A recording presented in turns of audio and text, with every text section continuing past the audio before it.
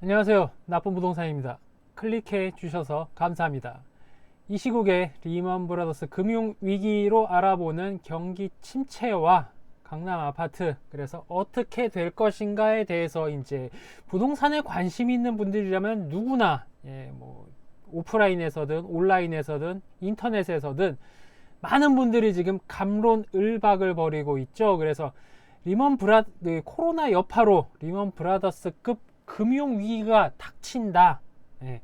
지금 의사분들 커뮤니티나 이런 데서는 금방 종식될 거란 이야기가 별로 없죠. 네, 꽤나 장기전을 예상하고 있습니다.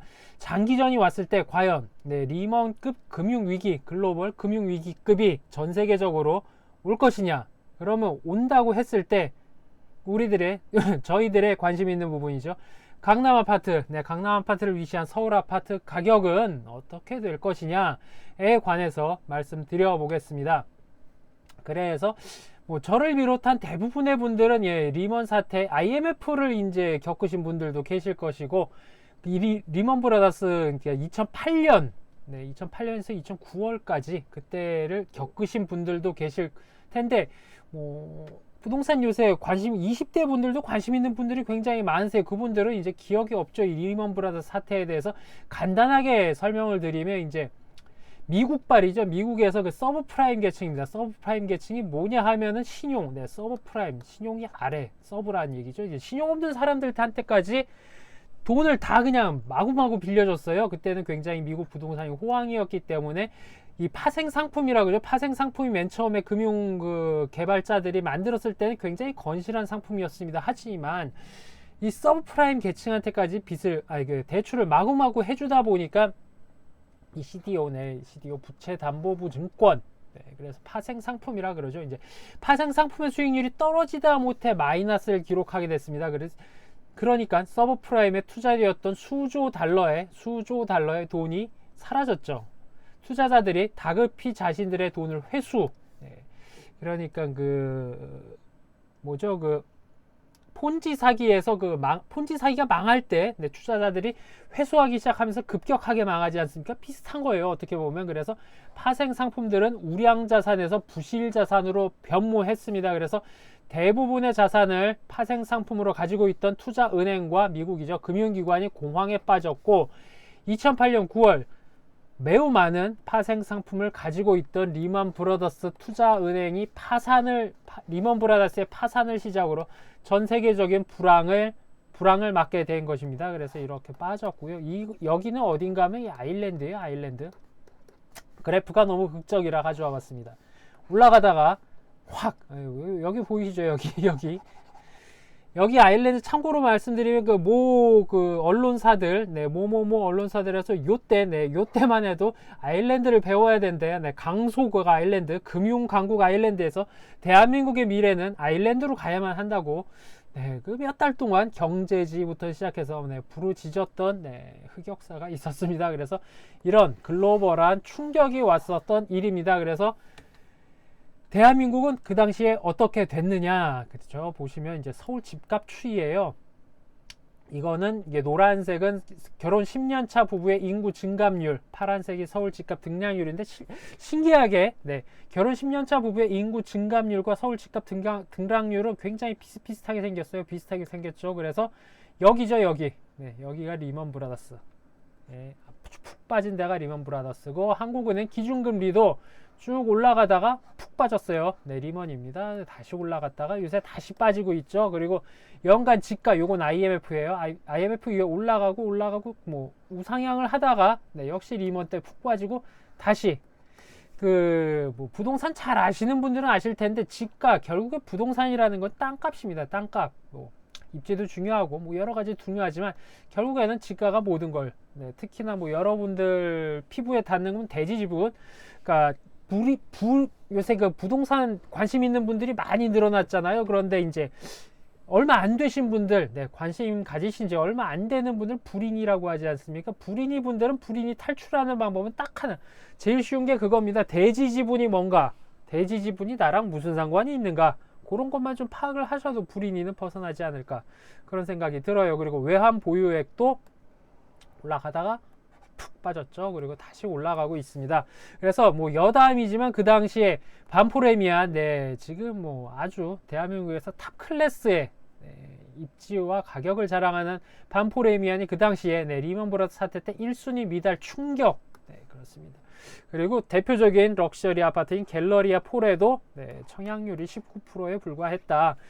이때 그러니까 모든 언론이 아파트를 사는 사람은 미친 사람, 아파트를 다 못 팔아서 난리, 언론이 항상 굉장히, 제가 이따가 뒤에서 말씀드릴 때지만 사실 생각보다 언론에서 호들갑 떤 것보다는 그렇게 충격의 여파가 있지 않았어요. 그런데 언론에선 굉장히 떠들었죠. 그냥 온데방데 맨날 떠들었어요. 그런 언론에서 떠드는 그 분위기에 이거를 하셨던 분들이 정말로 위너신 거죠. 위너. 모든 엄청난 그 로또급 수익을 누리는 기쁨을 누리기 위해서는 엄청난 리스크와 주변의 반대 그런 거를 무릅쓰셔야 그 당시에 만약에 이거를 계약한다 그랬을 때 그 배우자분이 이혼 서류를 들이밀지 않았을까 그런 생각이 듭니다. 뭐 여담이고요. 이런 일이 있었습니다. 그래서 리먼 브라더스 때는 각종 지표가 요거 보셔야 돼요. 근데 그러니까 리먼 때는요. 대한민국의 금리가 올라가고 있었어요. 올라가다가 리먼으로 훅 빠졌는데 지금은 금리가 올라가는 도중이 아니라 제로 금리로 치닫고 있는 와중에 이번 이 시국이 벌어진 것이죠. 그래서 약간은 차이가 있을 수도 있습니다. 그래서 여러분들 그 관심 있어 하시는 아파트 매매 가격 상승률 추이는 생각보다 보세요. 요때가 리먼이에요. 요때가 리먼입니다. 생각보다 완만하게 가다가 여기 보시면 이듬해 6월에서야 본격적으로 하락을 시작했습니다. 그래 봐야 그 금융위기 여러분들 뭐 안 겪으신 분들이나 아니면 그 당시에 부동산에 관심이 없으셨던 분들이 지금 듣는 리먼 때 집값이 뭐 박살이 났네. 앞에 제가 말씀드린 반포레미안이 미분양이었네. 요런 거에 그런 뭐 들으신 거에 비하면 생각보다 덜 빠졌죠. 그러다가 다시 요런 식으로 올라가게 됩니다. 그러니까 늦게 반응하고 오래가는 강남 주택 시장이 되겠습니다. 강남 그러니까 서울 전체로 봐도 늦게 반응하고 오래 가지만 강남은 거기에서도 더 늦게 반응하고 더 오래 갔다는 뜻이게 되겠죠. 당연히 프리미엄이 많은 동네니까 그렇습니다. 그래서 글로벌 금융위기가 닥친 직후인 2008년 아파트 매매가는 7.25%밖에 하락을 안 했어요. 그 전에 오르다가 소폭의 조정을 받고 있었거든요. 조정을 받고 있다가 금융위기를 맞았고요. 당시 코스피는 확 지금도 아시겠지만 이번 이 시국에 미국과 대한민국의 주가는 이렇게 곤두박질 치고 있죠. 그러니까 주가가 먼저 내려가고요. 그 다음 부동산이 따라갑니다. 꽤나 늦게. 이 편차가 굉장히 생각보다 커요. 부동산 시장이 증시보다 한두 발 늦게 반응합니다. 2010년부터 2013년까지 코스피는 상승을 했고요. 반면 2010년 똑같은 기간 2010년부터 2013년까지 강남 아파트 값은 내려갔어요. 코스피는 회복을 했는데 강남 아파트는 이제서야 조정을 약간 받다가 그때서야 내려가기 시작했습니다. 엇갈린 반응이죠. 엇갈린 반응. 이거를 좀 생각을 해두시면 좋을 것 같아요. 그리고 글로벌 금융위기 극복하기까지 부동산 시장은 약 4년이 더 걸렸습니다.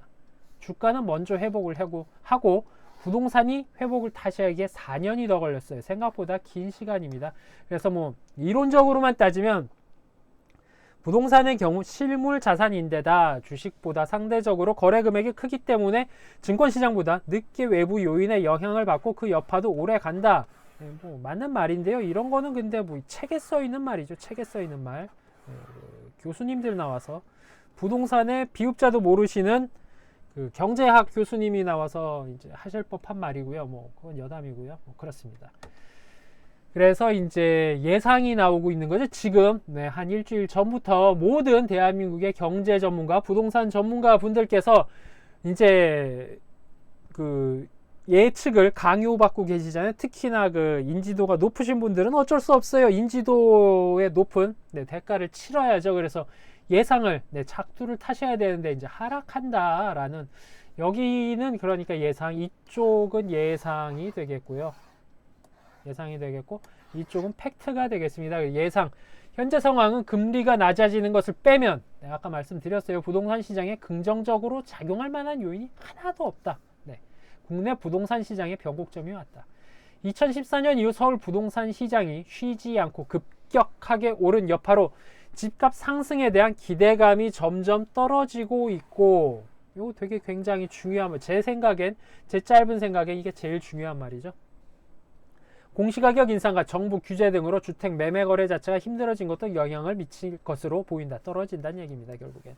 골드만삭스는 한국 성장률 전망을 2.1%에서 1.6%로 낮춘 데 이어 1%까지 하향 조정했다. 한국은행 역시 2.3%에서 2.1%로 경제 성장률을 낮췄다. 한국은행 총재님은 기준금리를 0.5포인트 하향 조정하면서도 글로벌 경기 위축에 대한 우려가 상당히 커졌고 국내 실물 경기도 큰 타격을 입는 상황. 여기까지는 팩트죠. 완벽한 팩트입니다. 그러면서 단기적으로 부동산 가격이 상승세를 이어갈 것이라고 보긴 어렵다. 단기적으로. 역시 총재님은 빠져나갈 구멍은 항상 만드시는 그 자리에 계신 분들 역시나 그 관록이 보이는 멘트가 되겠습니다. 사태가 장기화하면 금융위기 못지않은 충격이 올 수 있다고 전망했다. 가장 직접적인 타격을 받는 부동산은 상가, 오피스 등 상업용 부동산은 이건 당연한 얘기입니다. 그래서 제 생각엔 제 짧은 견해로 저는 지금 아파트 얘기하는 거잖아요. 그래서 양쪽 이야기를 다 할 텐데 상가, 오피스, 오피스텔 등 상업용 수익형 부동산은 당연합니다. 이분들의 예측이 뒤에 말씀드릴 이렇게 되건 어쨌든 이거는 하면은 안 되는 겁니다. 쳐다도 보면 이제 안 되는 물건이 되겠죠. 그래서 실물 경기가 위축되면서 타격이 불가피하다고 진단했다. 당연합니다. 실물 충격 임계점은 이미 끝났어요. 돌파됐습니다. 박살이 났습니다. 그러니까 이거는 당연히 쳐다보시면 안 되는 물건이 되겠죠.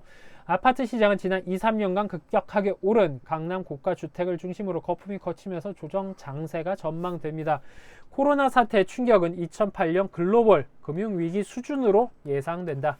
자영업자부터 못 견디고 집 던진다라는 이야기가 관심 있는 분들 단톡방이나 일반 커뮤니티, 부동산 커뮤니티 이런 데서 제일 많이 요새 보이는 말이죠. 자영업자부터, 그러니까 상승론자, 하락론자 두 분들이 이렇게 싸우는데 하락론자 분들의 대표적인 이제 논거죠. 일반 월급쟁이는 그래도 버티겠지만 지금 길거리에 파리 새끼 한 마리, 대구 동성로 사람이 없죠. 이러면 그 한 달 벌어 한 달 먹고 사는 자영업자 분들부터 못 견디고 집 던진다. 그러면 매물이 많아지니까 당연히 하락을 한다는 게 논거가 되겠는데, 이 말도 안 되는 헛소리입니다. 헛소리예요. 헛소리. 그리고 이 부분은 먼저 지금 말씀드린 건 하락한다. 지금부터는 별 영향 없다. 그래서 하락한다는 결국은 심리가 무너졌다는 뜻이 되겠습니다. 별 영향 없다. 금융위기 때만 하더라도 금리가 5%에서 6%였고 게다가 금리를 올라가고 있는 추세였죠. 지금은 1%대 저금리, 제로금리로 다가가고 있기 때문에 아파트 대출에 큰 영향은 없다. 최근에 부동산 시장 위축은 주택 공급이 늘거나 수요가 줄어서 생긴 게 아니라 코로나라는 외부적 사건에 의한 영향이기 때문에 코로나가 잠잠해지면 부동산 시장이 빠르게 회복될 것. 사스나 메르스 때처럼 지나가는 악재로 보인다. 근본적인 금융 리스크나 IMF 때 그래도 좀 기억이 나시는 분들은 이 단어 생각나는 게 많죠.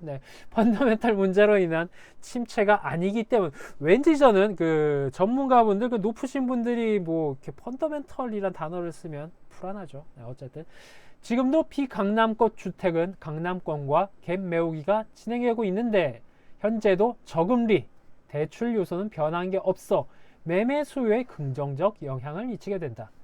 갭 투자한 다주택자들은 전세값이 하락하면 타격을 받겠지만 현재 수도권 전세 시장은 입주량이 폭증한 상황. 이건 임장을 많이 다녀보신 분들은 아실 거예요. 폭증까지는 아니라도 매우 늘어난 상황은 맞습니다. 폭증한 상황이 아니고 가격 하락 요인이 없어서 리스크가 크다고 볼 수 없다. 이게 좀 이상해요. 그죠?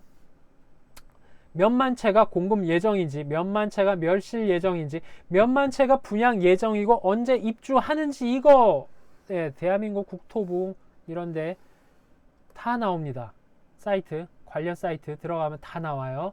여기까지는 누구나 알 수 있는 거죠. 그래서 21년에 공급은 절반으로 떨어져요. 그 뒤로는 아예 없습니다. 사실입니다. 그리고 임사자로 묶인 물량까지 고려를 하면 25년까지는 오를 수밖에 없어요. 이거는 그러니까 이론적으로 말씀을 보면 이게 맞는 말입니다.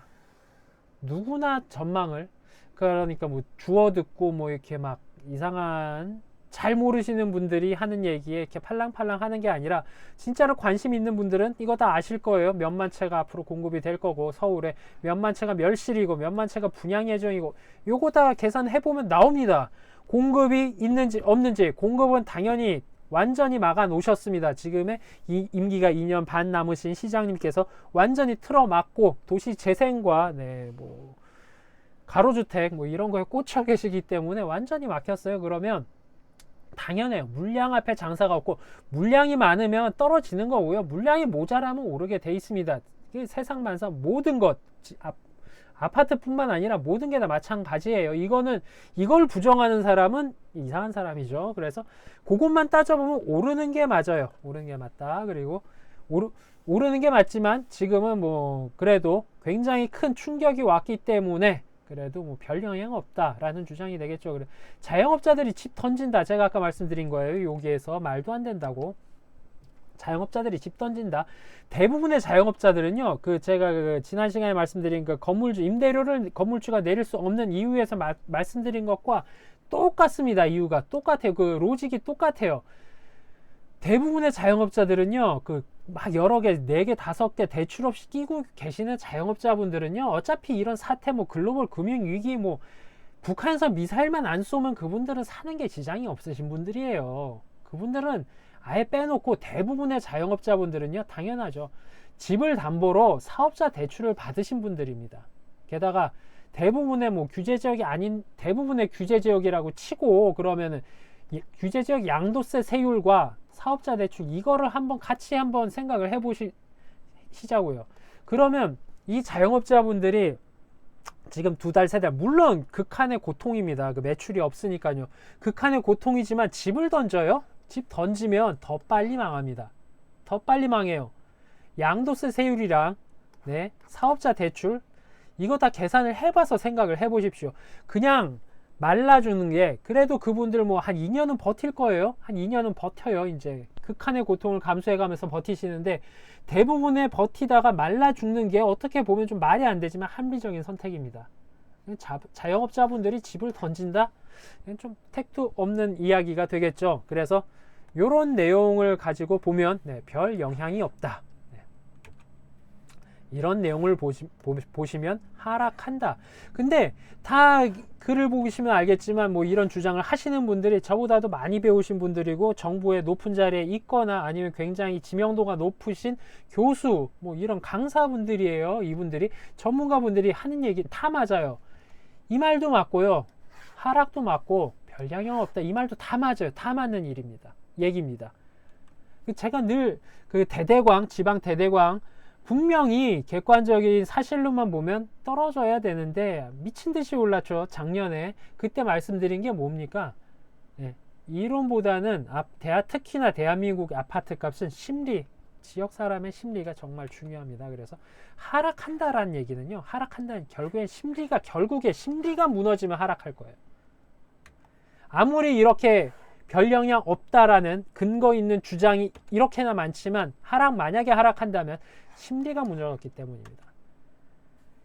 그리고 별 영향 없으면 하락할 요인이 이렇게 많은데도 별 영향 없단, 그러면 심리가 건재했을 때 이야기죠. 그래서 제가 밑에 써놓은 이유가 있습니다. 2014년부터 급등한 강남 집값이 이제는 오를 만큼 올랐다라는 심리. 그죠? 이제는 오를 만큼 올랐다 라고 생각이 드시면 하락에 베팅을 하면 되시는 거고, 아직 오를 만큼 오르지 않고 더 오를 만한 심리가 건재하다 라고 판단이 드시면 보합세에 베팅을 하시면 되겠죠. 그리고 제가 뭐 이런 유튜브에 부동산 관련 영상을 올리지만 맨날 뭐 너는 뭐 맨날 뭐 아무도 몰라 이러면서 뭐 영상을 올리냐고 하는데요. 뭐 저도 생각하는 바는 있어요. 근데 그것을 이런 뭐 공개된 데에 제가 이렇게 뭐 확실한 어조로 말씀드릴 만큼 그건 아니란 얘기죠. 그리고 그럴 수 있는 사람이 대한민국에 과연 존재하는가 하는 것도 의문이 듭니다. 그래서 결론을 말씀드리겠습니다. 리먼 브라더스 금융위기급 경기 침체가 온다. 네. 부동산이 폭락한다. 고압한다. 워렌 버핏도 모릅니다. 아무도 몰라요. 아무도 모릅니다. 하지만 제가 이 영상을 만든 이유가 되겠죠. 하지만 네, 오를지 안 오를지 어떻게 될지 버핏도 몰라요. 버핏 형님도 모릅니다. 하지만 네, 정부는 반드시 실시합니다. 뭘 실시할까요? 경기 부양책. 네. 정부는 공무원 조직이고 당도 정권을 잡고 있기 때문에 아무것도 없이 넘어갈 수가 없습니다. 그 사람들이 제일 싫어하는 게 뭘까요? 대한민국 정치 체계, 뭐 법 체계 다 어디서 넘어왔죠? 네, 일본에서 넘어왔죠. 일본에서 넘어왔다 그래서 일본이 잘났다는 얘기가 절대로 아닙니다. 높아심에 말씀드리는 거지만, 그래서 일본의 뭐 기업인 정치인들이 제일 싫어하는 말, 일본 드라마 보면 제일 많이 나오는 말이 뭡니까? 이거죠. 책임. 맨날 책임이란 말밖에 안 나와요. 일본 그 물건을 뭐 문화에 나온 그 산물을 보면 제가 다시 돌아가서 이분들 공무원분들 정권을 잡으신 정치인분들 제일 싫어하는 단어, 제일 그분들이 무서워서 공포에 떨게 하는 단어가 바로 이 단어입니다. 책임론. 누군가는 책임을 져야 되는 조직이기 때문이죠. 그래서 이분들은 그냥 그래서 이런 연유로 그냥 넘어갈 수 없기 때문에 반드시 경기 부양책, 부동산을 억누르곤 있었지만 지금 코로나 사태가 장기화된다면 경기 부양책 안에 부동산 부양책도 반드시 포함될 겁니다. 이거는 제가 영혼을 걸 수가 있어요. 이거는 모르겠는데 이거는 제가 보장을 해드릴 수가 있습니다. 반드시 경기 부양책이 나올 거고요. 웬만하면 부동산 부양책이 나올 겁니다. 그러면 부양책이 나온다는 건 누군가 속된 말로 이득을 보는 꿀을 빠는 포지션에 가 있는 사람들이 있을 것이고, 그런데 웃긴 거는 대한민국은 이 익사이팅 코리아는 다이나믹 코리아는 그 부양을 받을 그 포지션, 세팅된 포지션에 계신 분들이 그 혜택을 보는 게 아니죠. 항상 그래 왔습니다. 도시재생, 지방 SOC 다 마찬가지입니다. 엄한 사람들이 여유 있는 분들이 버틸만 하신 분들이 항상 이거에 혜택을 누리시죠. 지지난 방송에 말씀드린 가로주택 정비 사업도 그때 제가 웬만하면 잘 모르시면 하지 말라 그랬죠. 그 사업 굉장히 좋은 사업이고 정부에서 밀어주는데 왜 제가 그 얘기 했냐면, 제 영상 들으실 때, 그리고 제가 작년에 부동산 대책 발표 때 만들었던 영상에도 언급을 했을 거예요. 그 언급 듣자마자 들으시는 분들 머릿속에 3-4개가 그 지역에 타다닥 떠올라야 돼요. 그렇지 않으면은 절대로 혜택을 볼 수가 없습니다. 부양책도 마찬가지입니다. 정부에서, 이 정부는 아시잖아요. 간 보는 거 되게 좋아요. 맨날 이렇게 언론에 살짝 흘려서 간 좀 보다가 이렇게 하잖아요. 간 보려고 분명히 이렇게 던질 겁니다. 그때 던지는 거 보시고 그때 바로 즉각적으로 반응을 하셔서 제 영상 강의 들으시는 분들은 좀 속된 말로 떡고물, 콧고물 좀 받으셨으면 좋겠어요. 그런데 그 가로주택 정비서 강화한다는 얘기도 작년 12월 19일 그때 나온 거잖아요. 그때 이미 늦었다는 얘기죠. 그러면 간을 볼 때 이미 그 내용을 듣고 저거구나 머릿속에 떠오르셔야 됩니다. 그러시려면 부동산 강의, 그러니까 오른다 내린다 어디가 좋네 파네 마네 이딴 건 다 필요 없고요. 그냥 팩트만 말씀해 주시는 분들도 유튜브만 보셔도 굉장히 많아요. 나는 팩트를 너한테 알려줄 테니까 선택은 네가 해. 이런 분들 거 많이 보시면은 정부에서 간 보는 부양책을 던졌을 때 이득과 그 이득을 보는 기쁨을 실현할 수 있는 방도가 머릿속에 떠오르시라 생각이 듭니다. 지금 그런 기량이 없으신 분들이라도 그런 거 공부하는데 옛날에 어릴 때 입시 공부 하듯이 일주일이면 충분히 가능합니다. 좀 열심히 하시면 말이죠. 그래서 부양책, 경기 부양책 네, 다들 그때 캐치하셔서 네, 좀 수혜를 보셨으면 하는 바람이 있습니다. 오늘은 여기까지입니다. 안녕히 계십시오.